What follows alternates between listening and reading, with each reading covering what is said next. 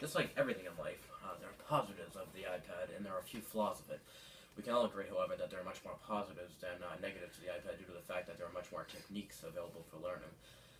A reason why the iPad has been an academic tool for this year is that there are much more options for learning. Everyone learns differently, obviously, so even though studies have proven over and over again that people retain information better by writing things down, everyone is different. Some people benefit more by typing notes rather than writing them, and the iPad helps those who remember by typing. It has enhanced my learning because everything is so much more convenient. It is much easier to open up Notability and have all of my notes right at my fingertips and having separate notebooks for every class scattered all over the place.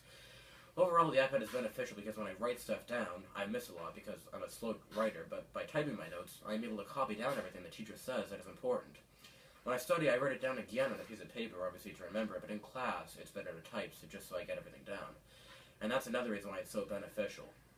Even though you're much more likely to retain information better by writing things down, there's still a lot of other evidence to contradict that. The 19th century invention of the printing press, like the iPad, was a significant advance in technology.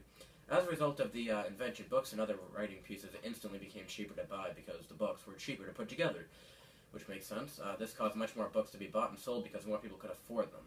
It was also beneficial because instead of books taking up to a year to produce, it became cut down to a couple of months, and that was at the most. So, like the printing press, the iPad has been beneficial. It has saved trees, which has affected our environment in a highly positive way.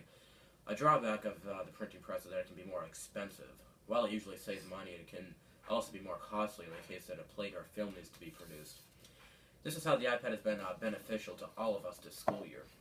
I hope iPads will be used all 4 years that I spend at this school because my learning has changed drastically because of it. With the iPad, there is much more freedom to learn the way we know is best for us.